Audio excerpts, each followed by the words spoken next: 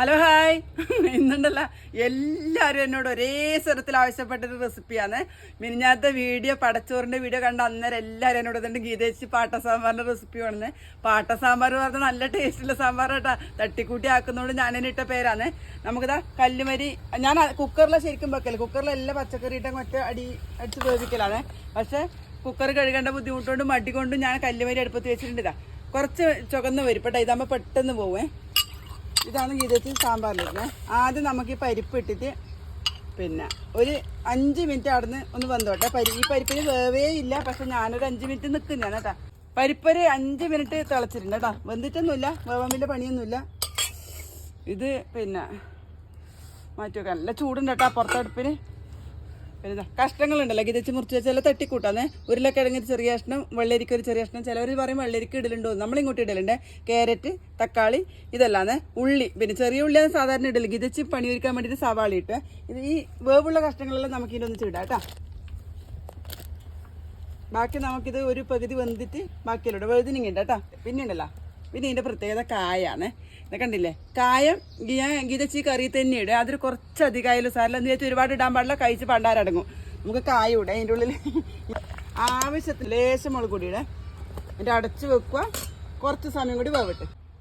നമ്മളെ സാമ്പാറിൻ്റെ കഷ്ണം അടിപൊളിയായിട്ട് വെന്തിട്ടുണ്ട്. ഇനി നമുക്കത് നമ്മളെ വേഗം വേവുന്ന കഷ്ണങ്ങളിലൂടെ വെണ്ടക്ക, വഴുതനങ്ങ, തക്കാളി, മുരിങ്ങക്കായും കൂടി ഇടാം കേട്ടോ. എന്നിട്ട് ഒരു 5 മിനിറ്റ് നമുക്കിതാ ഗീതച്ച് നേരത്തെ ആക്കി വെച്ച പുളിവെള്ളം കൂടി ഇട്ടിട്ട് ഒന്നും കൂടി അടച്ച് വെക്കാം കേട്ടോ. നമുക്കൊന്ന് തുറന്നു നോക്കാം കേട്ടോ. സംഭവം എന്തായി നോക്കണ്ട. നമുക്ക് ഇതെവിടെയാ വെക്കണ്ടെന്ന് അറിയില്ല. വട്ടം തിരിയുന്നില്ല. ഉപ്പിടാൻ ഗീതച്ച് മറന്നു വേണം. ഉപ്പിടെ കുറച്ചും കൂടി സാമ്പാർ പൊടി ഇടുക. അന്നേരം നിങ്ങൾ കിട്ടുമൊന്നുമില്ല. ഇതാണ് ഇതിൻ്റെ ആകെ ഇത് കേട്ടോ. 2 സ്പൂണ് സാമ്പാർ പൊടി ഇടേ. നല്ല കളറില്ല ഇപ്പം കാണാൻ. നോക്കില്ല തക്കാളി, എനിക്ക് ഏറ്റവും ഇഷ്ടം തക്കാളി കേട്ടാ. ഇതാ ധാരാളം മല്ലിച്ചപ്പ് എത്രയുണ്ടോ അത്രയും ഇടാം കേട്ടോ. ഇതാണ് എൻ്റെ പാട്ട സാമ്പാറിൻ്റെ പ്രധാന ചേരുവേ. ഇത് കൂട്ടിയിട്ട് കുറച്ചും കൂടി വെള്ളം ഒഴിച്ചിട്ട്, വെള്ളം കുറച്ച് ലൂസായിരിക്കും കേട്ടോ. അക്കി വെച്ചിട്ട് പാട്ട സാമ്പാർ ഞാനിത് ഇഡലിക്കാക്കല്ലേ. അന്നുണ്ടല്ലോ ഇഡലിക്കാക്കിയതിൻ്റെ ബാക്കിയിൽ ഇതാണ് ഞാനൊന്ന് പടച്ചോറിനെടുത്തിന്.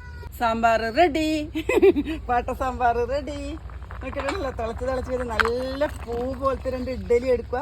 അതിൽ ഈ കറിയങ്ങ് ഒഴിക്കുക, അടിച്ച് കയറ്റുക. ഇതെല്ലാം ഈ അടുപ്പിൽ മാത്രം വെക്കും ഞാൻ കേട്ടോ. അതുകൊണ്ടാണ് ഈ പാത്രത്തിൻ്റെ എല്ലാം ഷേപ്പ് ചെയ്യണം കേട്ടോ. അടുക്ക് വറക്കേ. കല്ലുമരിയുടെ പ്രത്യേകത ഉണ്ട്. നിങ്ങൾ ഇതാ കറി വാങ്ങിയാലും ഒരു 10 മിനിറ്റ് ഇതിങ്ങനെ തിളച്ചുകൊണ്ട് നിൽക്കും കേട്ടോ. അന്നേരം ചാറെല്ലാം നല്ല കുറുകി വരും. കടുകിട്ടേ. ഇത് നമുക്കിത് ഉണക്കമുളക് ഇടേ കേട്ടാ. ഇടേ പൊട്ടിയേ. കറിവേപ്പില ഇടാം കേട്ടാ. ഈ അടിക്കുന്നില്ല കടുക് പൊട്ടലും കറിവേപ്പിലും ഇടലും ഭയങ്കര പേടിയാണ്. പൊട്ടിത്തെറിക്കല്.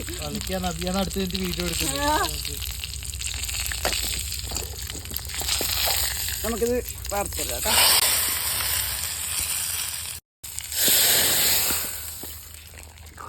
നിങ്ങൾ പറയൂ എങ്ങനെയുണ്ട് ഗീതച്ചിയുടെ പാട്ട സാമ്പാർ. നോക്കേട്ടെ ടേസ്റ്റ് ഉണ്ടാ. പിന്നെ മുളകിൻ്റെ ഇത് പിന്നെയുണ്ടല്ല ഗീതച്ചി ഇത് ഇഡലിക്ക് ആക്കുന്നതാണ്. നല്ല ടേസ്റ്റാണ്. ലേശം ലൂസാന്നേലും ഒരു രസത്തിന്റെ റെസിപ്പി പോലെ അല്ല. നിങ്ങൾ ആക്കിയിട്ട് ഗീതച്ചിയോട് പറഞ്ഞാൽ ചേട്ടാ ഗീതച്ചിയുടെ പാട്ട സാമ്പാർ എങ്ങനെയുണ്ട് ഇത് നോക്ക്. എല്ലാവർക്കും നല്ലൊരു ദിവസം. ഹായ്.